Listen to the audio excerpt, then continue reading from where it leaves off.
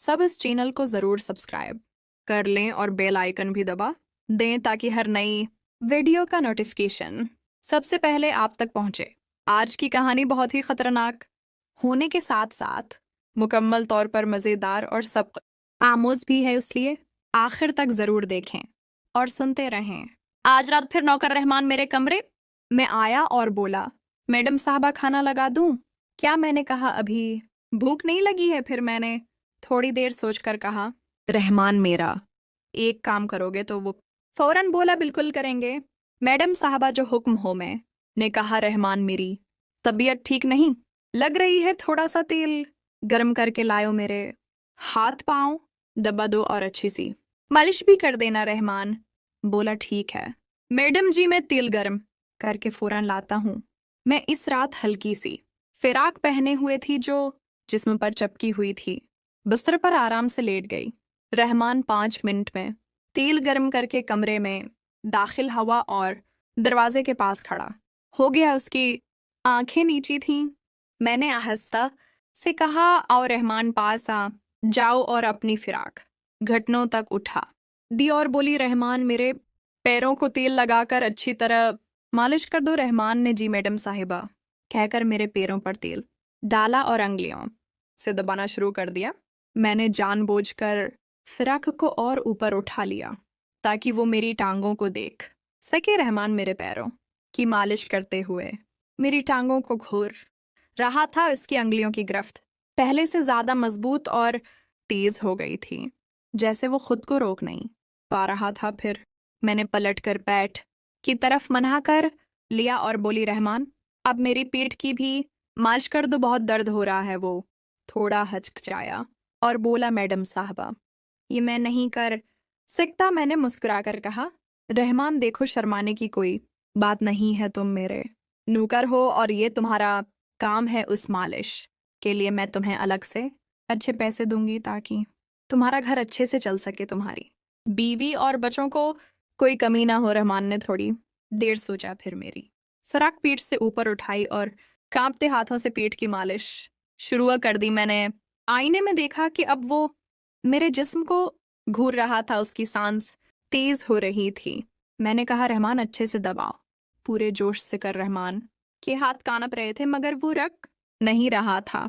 थोड़ी देर बाद में सीधी हो गई और बोली, रहमान अब मेरे पीठ की भी मालिश कर दो। रहमान बड़ी तरह घबरा गया और बोला, मैडम साहिबा ये क्या कह रही हैं? ये तो ठीक नहीं है। मैंने उसके दोनों हाथ पकड़कर अपने पीठ पर रख दिए और बोली, देखो रहमान बस ठीक से मालिश करो, देखना कैसा मजा आ रहा है।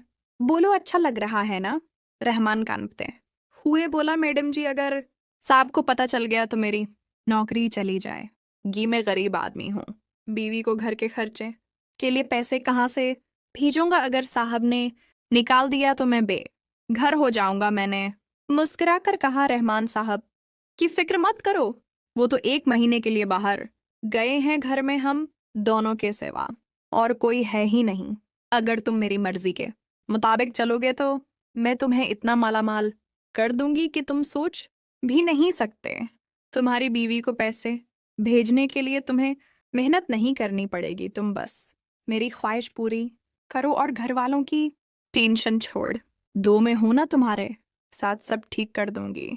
तुम्हारे पूरे खानदान का खर्चा मैं उठाऊंगी।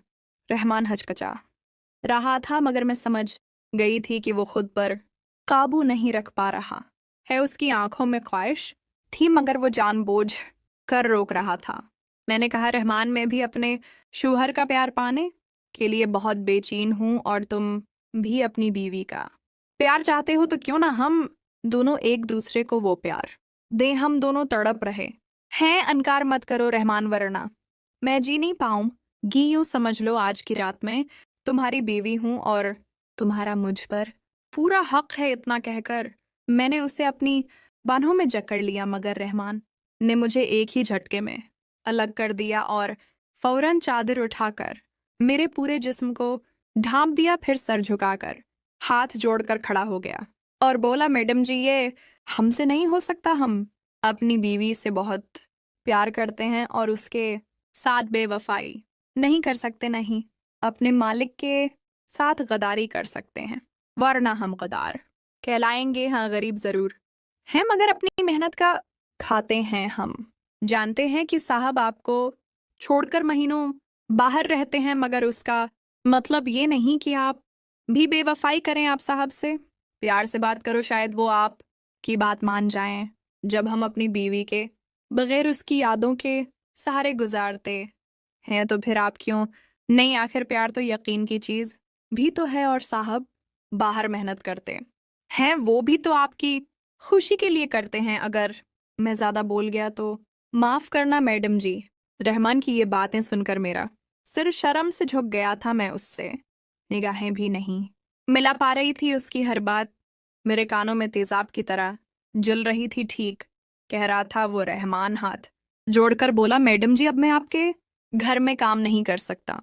कल ही चला जाऊंगा और कोई दूसरी नौकरी ढूंढ लूंगा। मैंने कहा, रहमान ऐसा मत करो, मैं अपनी गलती पर बहुत शर्मिंदा हूं। तुम नौकरी क्यों छोड़ रहे हो? तो रहमान ने कहा, नहीं मैडम जी, अब यहाँ रहना ठीक नहीं। जब हम आपको देखें गे तो शायद खुद से निगाहें ना मिला सके और ना आप हमसे निगाहें मिला सकें गी। और मैडम जी आप भी जवान हैं, हम भी जवान हैं, कहीं हम बहक ना जाएं। हमें बहुत डर लगता है, इसलिए चले जाना ही बेहतर है। मैंने हाथ जोड़कर माफी मांगी और कहा, जो भी गलती हुई उसके लिए मुझे माफ कर दो। रहमान में थोड़ी देर के लिए भटक गई थी। पता नहीं कैसे दिल और दिमाग में शैतान ने कब्जा कर लिया था। रहमान ने कहा, मैडम जी अब माफी ना मांगें। इस उम्र में इंसान से गलतियां हो जाती हैं। अब साहब से बात करो, सब ठीक हो जाएगा। इतना कहकर अगले